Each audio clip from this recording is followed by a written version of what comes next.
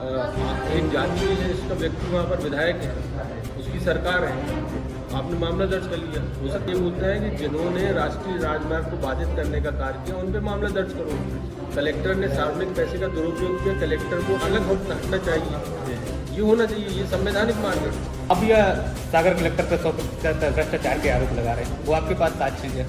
हाँ बिल्कुल, मेरे पास साक्ष्य है, अब तो मैं आरोप लगा रहा हूँ। भाई आप सार्वजनिक पैसे का दुरुपयोग नहीं कर सकते। आपने बिल्डिंग एक बार कौन सा भू अभिलेखागार एक बार बन चुका, आप टेक ओवर कर चुके हैं, उसके बाद पुनः आप उसको बनवा रहे हो 2 करोड़ 75 लाख में 55 लाख का आप पहले बनवा के ले चुके हो, और उसको बिना टेंडर के आपने ICH को दे दिया, क्योंकि वो आपके वर्ग का व्यक्ति था, साउथ इंडियन था, आप भी साउथ इंडियन है, दूसरे प्रदेश से आओ यहाँ चरने के लिए।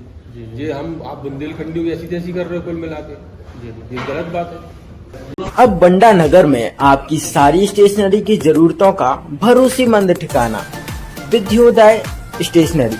यहाँ आपको मिलेगा सभी स्कूलों की किताबें, कंपटीशन नोट्स और बुक्स, गिफ्ट आइटम्स और हर तरह की स्टेशनरी सामग्री, वो भी थोक और फुटकर दोनों में, और भारी डिस्काउंट के साथ। तो देर किस बात की, आज ही आइए विद्योदय स्टेशनरी, गर्ल्स स्कूल के सामने, सागर छतरपुर रोड, वंडा, जिला सागर।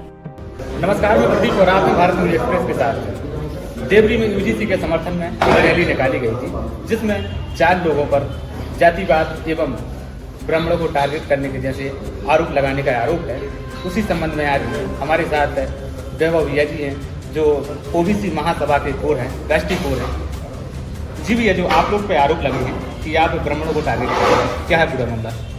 देखिए, ब्राह्मणों को टारगेट नहीं कर रहे, हम अपने कॉन्स्टिट्यूशन राइट्स की लड़ाई लड़ रहे हैं, जो संविधान में धारा 340, 341, 342 में OBC ST SC को अधिकार दिए गए हैं। We are fighting for that. और उस दिन मैं चूँकि पूरे कार्यक्रम में उपस्थित था, किसी भी असंवैधानिक या असंसदीय भाषा का उपयोग किसी के द्वारा नहीं किया गया। और ब्राह्मण वर्ग ने, जिसमें ज़्यादातर संख्या में ब्राह्मण थे, लगभग 90%, अन्य वर्ग सवर्णों के होंगे, और उन लोगों ने 2-2.5 घंटे, 3 घंटे TI पे दबाव बनाया। जब TI ने बोला कि हम FIR दर्ज नहीं कर सकते, किस धारा में करें, फिर उन्होंने राष्ट्रीय राजमार्ग को बाधित कर दिया, 3 घंटे बाधित रखा, फिर मजबूरी में TI को FIR करना पड़ी, जिसमें वो राजमार्ग खुल जाए, क्योंकि नहीं तो फिर वो अलग इशू है। और मेरा कहना ये है कि जब UGC को लेकर एक पक्ष पे कार्रवाई आपने कर दी, तो दूसरे पक्ष पे क्यों नहीं कर रहे हैं, ये जरूरी है। आप लोग को किस आधार पर FIR हुई? 4 लोग हैं जिनमें से आप लोग पे FIR हुई है, चुनिंदा लोग। 4 लोगों पे FIR जो की गई है, उसमें उनका आरोप ये है कि ब्राह्मण वर्ग को इन लोगों ने असंसदीय, असंवैधानिक भाषा का इस्तेमाल किया है, इसलिए उन पर FIR। अब यह सागर कलेक्टर पर 100% भ्रष्टाचार के आरोप लगा रहे हैं, वो आपके पास साक्ष्य है क्या? हाँ बिल्कुल, मेरे पास साक्ष्य है, तब तो मैं आरोप लगा रहा हूँ। भाई आप सार्वजनिक पैसे का दुरुपयोग नहीं कर सकते।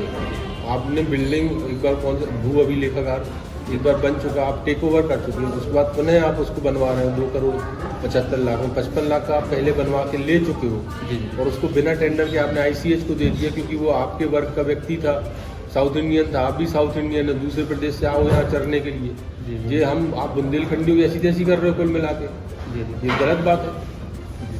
अभी FIR हुई है, उस पर क्या कहना चाहेंगे? कहाँ पर FIR हुई? आप लोग 4 लोगों पर FIR हुई है ना? हाँ, मैं उस पर बड़ा स्पष्ट है मेरा मत कि UGC के अंतर्गत वो मामला दर्ज किया गया, जो भारत देश का पहला मामला है, और जिसमें हमारे OBC महासभा के 3 कार्यकर्ताओं पे मामला दर्ज किया गया। तो जो दूसरा पक्ष है उस पर भी कार्रवाई होना चाहिए, क्योंकि वो उसने जो घटनाक्रम हुआ है वो राष्ट्रीय राजमार्ग बाधित करने को हुआ, जिस पर सुप्रीम कोर्ट के स्पष्ट निर्देश है कि आप राष्ट्रीय राजमार्ग या स्टेट हाईवे या किसी प्रकार का रोड पे चक्का जाम या उसको नहीं रोक सकते। अगर रोकेंगे तो आप पे मामला दर्ज किया जाएगा, वो जो बाद में कार्रवाई बात की होगी। UGC बिल वापस होना चाहिए, UGC बिल क्यों वापस होना चाहिए? वापस नहीं होना चाहिए। OBC ST SC के लिए प्रावधान है, उनकी रक्षा सुरक्षा का विषय है। आप लोग गाँव में रह पा रहे हैं, उसमें 10 मेंबर बढ़ा दिए गए। हम आपको नहीं पहले बता 1 सकते, मेंबर आपको अपना काम करवाना है तो आपको 10-12 मेंबर कर तो हमारी मांग पूरी नहीं होगी तो मुख्यमंत्री का धरना प्रदर्शन देंगे, और हम उनके घर में अपना सामान लेके जाएंगे।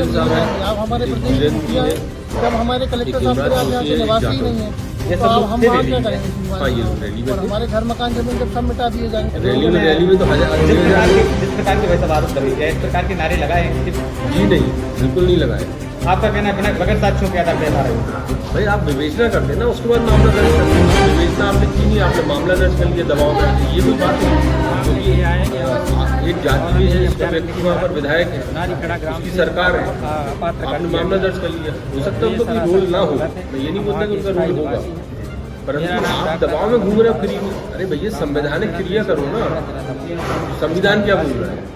संविधान ये बोलता है कि जिन्होंने राष्ट्रीय राजमार्ग को बाधित करने का कार्य किया उन पे मामला दर्ज करो।